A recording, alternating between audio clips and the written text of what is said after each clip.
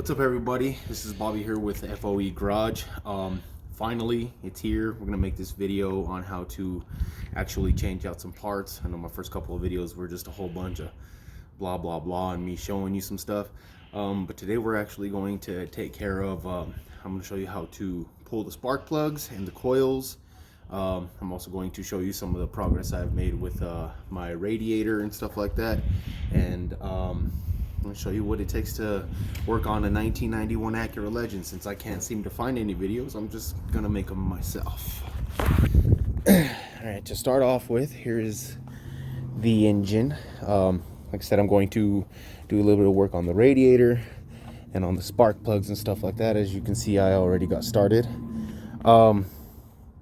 One thing that I started off with, and this is mostly just to make it easier on myself, it's not necessarily a necessity, is to pull these plastic covers off. I believe it was a 13 millimeter. I just used a socket to pull the lugs up or to take the bolts off, and once it's undone, it just comes right off. Just like to leave the bolts in there so they don't get lost. Set it over here. See, it actually has two of them. And that's just really just to make things easier. And then we come here, and fortunately with my car, they decided to make everything a little easier. So most everything is going to be a 10 millimeter ratchet or wrenches, which you're going to need to disassemble most of this. So I started off with a 10 millimeter ratchet, bolted these bolts out, and after a little bit of trying and wiggling, I got these suckers loose, to get them all out. As you can see, that one is gone because it's actually broken. Pulled that one out. It's sitting over there somewhere. And then, so yeah, after you pull the coil out, you switch over to, give me a second here to set this down so I don't lose this stuff. You got your ratchet with a I don't know what size this is. It's a specific ratchet head that's made for the spark plug, and I don't know if you can see down it, but there's actually a little rubber grommet in there that actually grabs the spark plug by the head. So you would just reach down in there, crank that baby loose, however many times it takes, and pull it up. And because that rubber grommet, the spark plug will actually sit right in there. And actually, when I put it down there, you couldn't see my black grommet because it's actually right there. See, this sits inside of the socket down in there to grab on, as you can see, to the spark plug. I'll shove that back in there so it doesn't get lost. And that's basically just how you go ahead and remove the spark plugs out from inside of there after removing the coil. Now, it is not a necessity, but one thing that I found was easier, because I personally had problems, was when you get over here to the very last cylinder. As you can see, the stabilizer bar is made in a way that you can actually access most of the engine, except that back cylinder, or coil, I'm sorry, I don't know why I keep on calling it a cylinder, but that back coil.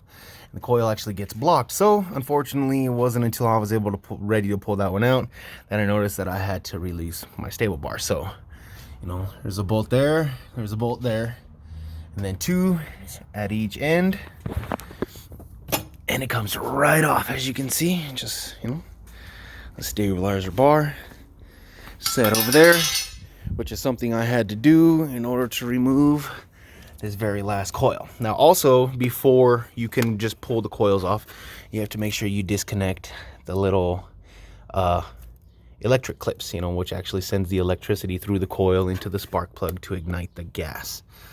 But yeah, I mean, it's pretty standard. Like I said, every single one, same thing. Pull the two bolts, disconnect the clip, the coil comes right up.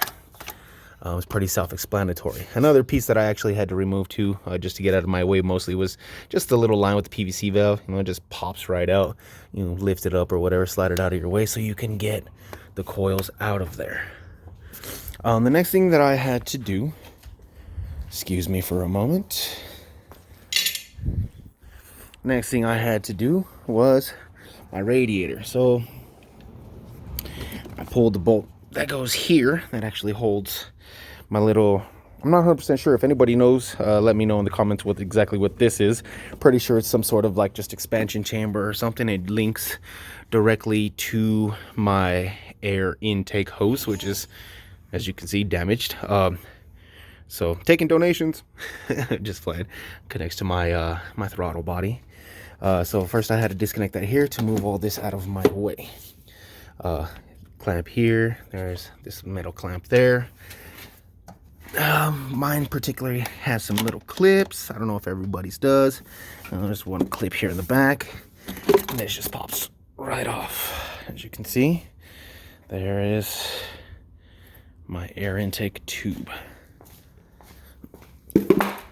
There's my filter. It's kind of dirty, but not bad.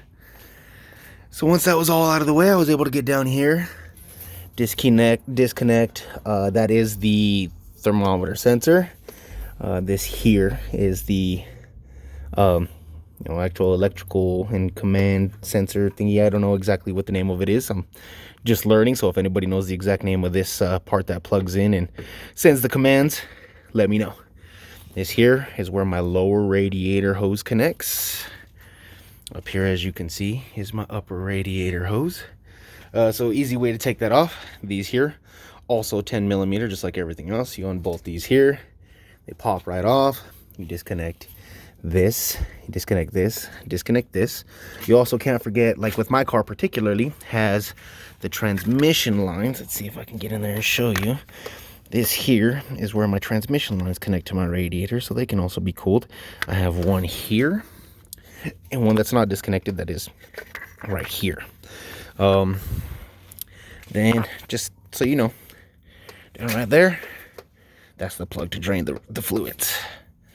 And so you would disconnect everything down there, right up here, and inset, which you can't see, which is here, and here are where my radiator connect bolts to the bottom. And like I said, here and here are the brackets with the bolts where they connect to the top. So you would just disconnect, which I actually already have done, unfortunately, due to just time and power of my camera at the time and everything. I needed to get it done, and I didn't have the means to record it. So like I said, I just disconnected everything across the bottom, everything here across the top, which is my radiator hose, my coolant reserve line, which runs there to my reserve tank. In case I have a little bit too much extra, I'm just gonna disconnect all that. Pull the radiator out, which is this cruddy piece of crap here, all busted and stuff. See, like here's a better view of the different lines. So bolt on here and here at the end. So here are the transmission lines. I'm sorry, let me see. See, there and there, it bolts in. This is where the thermo sensor was, so it actually just unscrews and screws right back in. So this one is missing because it was still in great condition, so I used it. This is where the lower radiator hose connects. One transmission line, two transmission line. Actually, yes, two transmission line. Nope, I'm sorry, this one. Actually, now I'm confused. Like I said, I don't know what I'm doing. I'm still learning. I know this and this here, along with this and this, these here and this here are to hook up my fans. I guess I'll figure out what these two go to as I rehook them up. Yeah, I mean, I got people helping me, so they said that'll get all fixed up before my car gets firing off. But there's my crappy radiator. So yeah, now all I gotta do is I'm actually still waiting on my coils to get done, and once or get here, I should say. I don't know if they're coming because of all this BS, COVID-19. All these other people are just dumbasses. Excuse my language. Sorry if I offended anybody else. It's worried, but to me, BS. So as soon as my coils come, I will be actually installing them. Well, for now, I guess I'm going to go ahead and finish hooking up my radiator.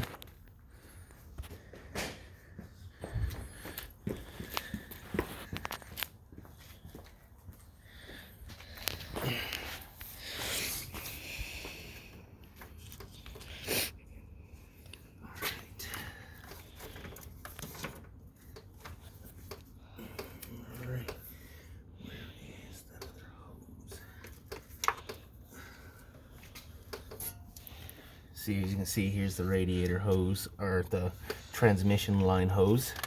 Just goes in and screws right on. And then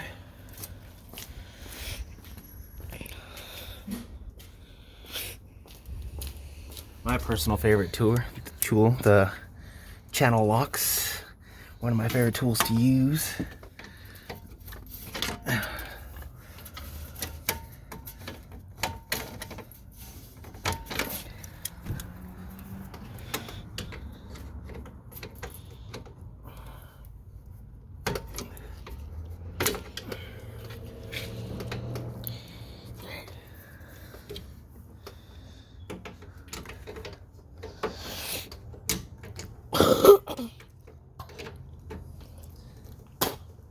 Yeah.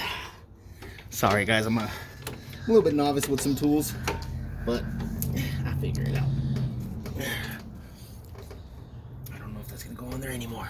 I actually got some brand new ones of those. Looks like something's leaking from there. Well, that's just because there was the fluid all over the outside of it. And actually, this hose is on too deep, so there's that hooked up. I just gotta find my lower radiator hose. I don't know where John repositioned it to. Oh, I see it. I'm trying not to have to get underneath my car too much because I made a big mess, and I don't want to have to lay in it. There we go. Ooh, there was still a little bit of fluid in there. Just let that kind of drain out. All right. Hook that right up. Actually, before I hook this up, I'm gonna spin this clamp around, because more than likely, anytime I mess with this clamp, I'm going to be above, not below, because I prefer to work from the top. So I'm gonna go ahead and do it like that, so that way it'll be easier for me to access.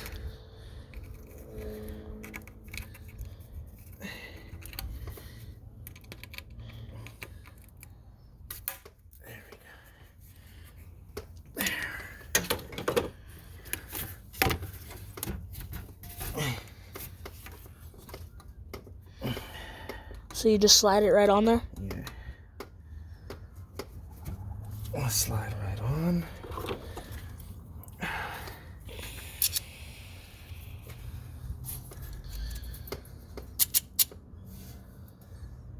Oh shit, I turned it too much. There we go. And then grab the clamp, squeeze it, and then just work it until you get it over.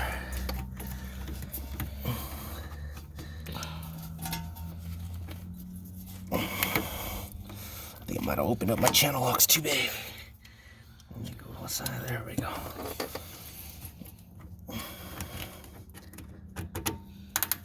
There you go.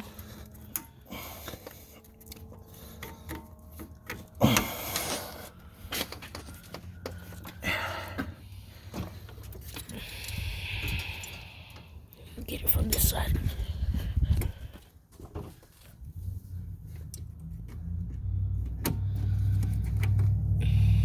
There we go. Now she's on good. All right. Let me pull my radiator. Let's see. I got everything plugged in except for that one fuse. Cap.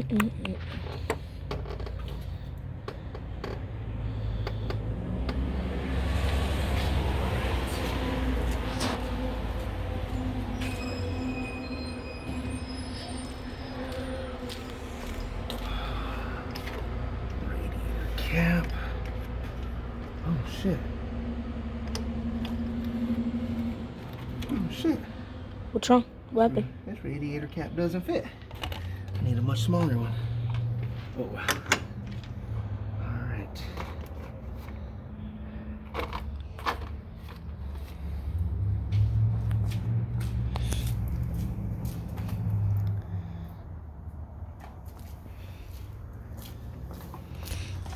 So then, like I said, we got our bolts. So they're 10mm. Just go with it. I'm just gonna get from this side because it's easier for them to see what you're doing.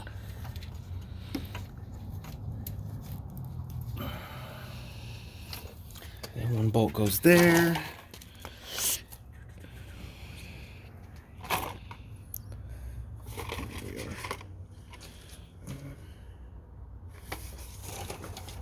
Then one bolt goes in on this side. Oh.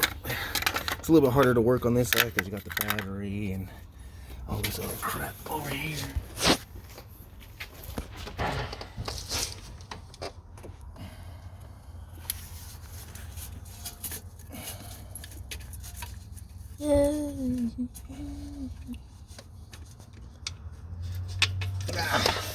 I'll finish that one later, but at least you got the basic concept. Because like I said, I'm gonna have to do a little extra work and in order to get this done. But like I say, so you just hook up your hoses.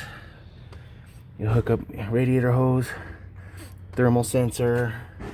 You would definitely need a radiator cap because you can't go without one. But unfortunately, I just was using my old one and it doesn't fit. Radiator caps are crazy cheap though. But after that, you go ahead and add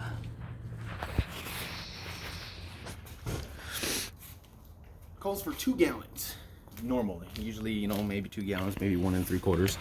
But you definitely want to do it.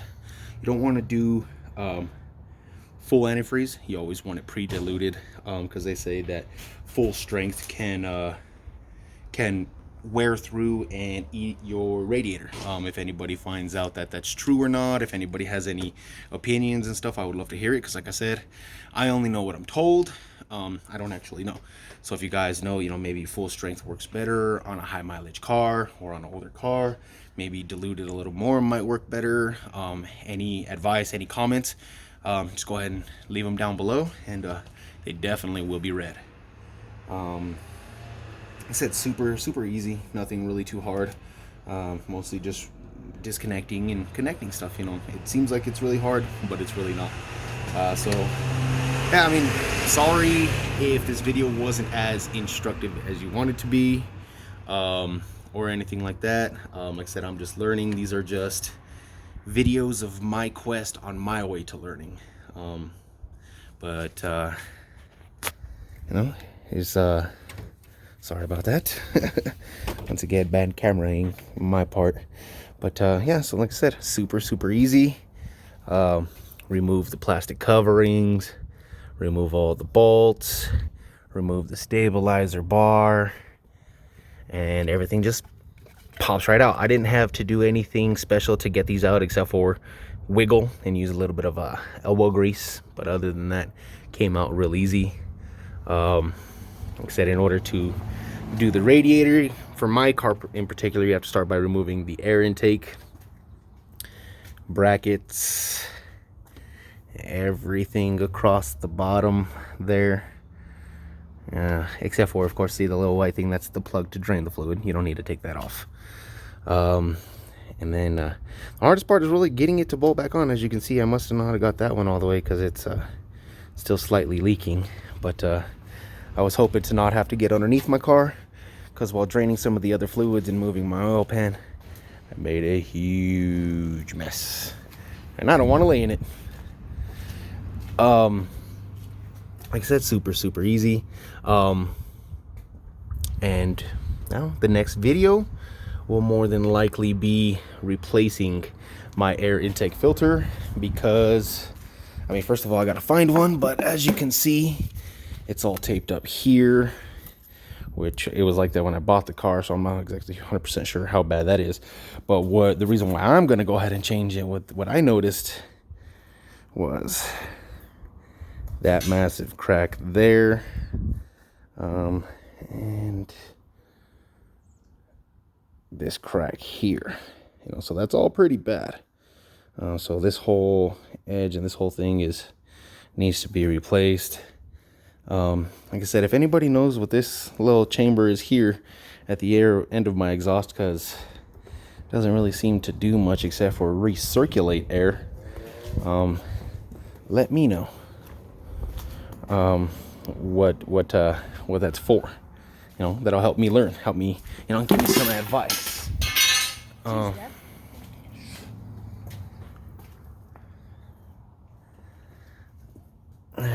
See, this is kind of bad, you know, it's got some bumping and shit, but I was wondering, that must be just from us hitting it with the tools, because it wasn't like that when I got it.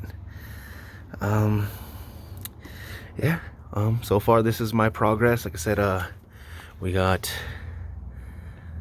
the coils out, we got the spark plugs out. Ooh, one thing that I do need to ask you guys, please.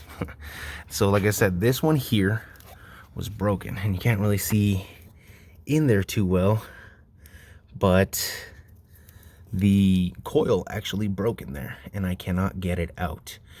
So of course the spark plug is also still in there. So if anybody has an easy way to get that broken piece of coil that's stuck down in there out, I am definitely open to suggestions.